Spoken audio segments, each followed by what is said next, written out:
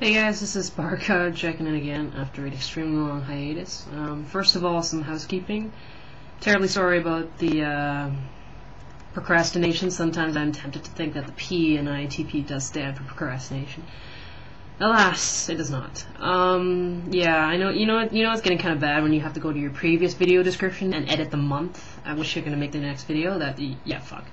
Yeah, sorry about that. Please don't flame. Actually, you know what? Yeah, do flame. I need some amusement in my life. Midterms are over.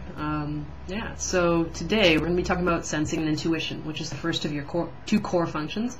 So the two core functions, the first one is sort of oriented towards understanding and interpreting the data or stimuli that you receive from your environment, whereas the second of the core functions, which is going to be next video, I have no idea when it's going to be, but it's going to be thinking and feeling, so that's the second of your core functions are kind of deal with more how you make decisions based on what you received. So today is more kind of like a frontline direct interaction with the world. So like I said previously, sensors are more oriented towards details, very detail, meticulous oriented people, whereas intuitors tend to see the big picture. I suppose you could call it foresight, maybe not foresight. It's debatable. Right before I dive right in, I just want to say something about this kind of Myers-Briggs myth that has been kind of floating around. It can be very misleading in that people would take the Myers-Briggs types of a lot of gifted youth or gifted young adults or whatnot, and they found that the majority of them were intuitives. Keep in mind that these studies are correlations, and the thing about correlations is that they do not imply causation. I repeat, they do not imply causation. It's not an if-then statement. You can't make that reference. It doesn't. It doesn't mean that if you're intelligent, then you're intuitive, or if you're intuitive, then you're intelligent. It just means that more intelligent people tend to be intuitives. It doesn't say anything about if you're a sensor, you're not intelligent. Please keep that in mind. It's kind of hotly debated at the moment, but that's kind of my point of view. So the general idea between sort of intuition and sensation is kind of like the difference between more academic, lab-oriented sciences versus more mechanical engineering sciences. It's interesting because for mechanics, obviously you're building something. That's, again, building is a very sensor kind of thing. You're using your five senses, right? Whereas lab sciences, the argument can be made that lab scientists are also sensors. They also require the extremely high level of detail, and they do, definitely. If you ever taken chemistry or whatnot, if you're doing a titration, if your titration or your standard solution is half a drop off, you are completely, utterly fucked. That level of detail is completely implied. Especially at that level of proficiency, of professionalism, that the detail is implied. But I'm more going into sort of the theory behind the difference between the two, right? If you're sort of in mechanical engineering sciences, you're building something and you're creating as you go. Whereas if you're a lab scientist, the guidelines are very strict, right? You need to have a research statement before you go into the lab. You need to have a context that explains how you drew that research statement from your information that you knew. You need a set of hypotheses. You need methods. You need to precisely state what you're going to do, why you're doing it, and in what order and how you're doing it. So that really requires a sort of long-range, big-picture type thinking. You have a goal, right? So I've sort of compiled a list of the differences between the sensors and the intuitives. I'm just going to read them out for you right now. And, take it with a grain of salt, what you will, okay?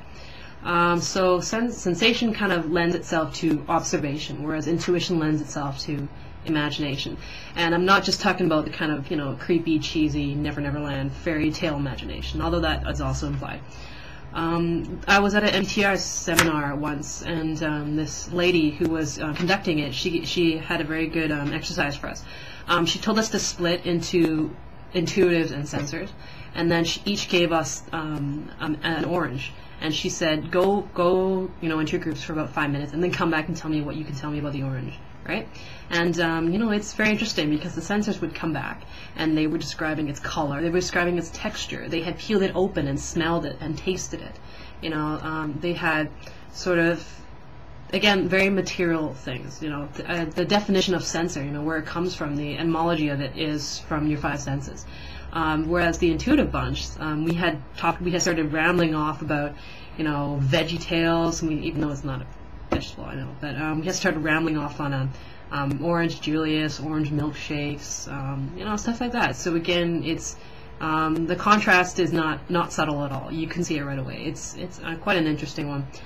So the second one I have is sensation lends itself to sort of a satisfaction with material security, whereas intuition lends itself to a fascination or an allure, if you will, with the mysterious, the unknown, and the hidden.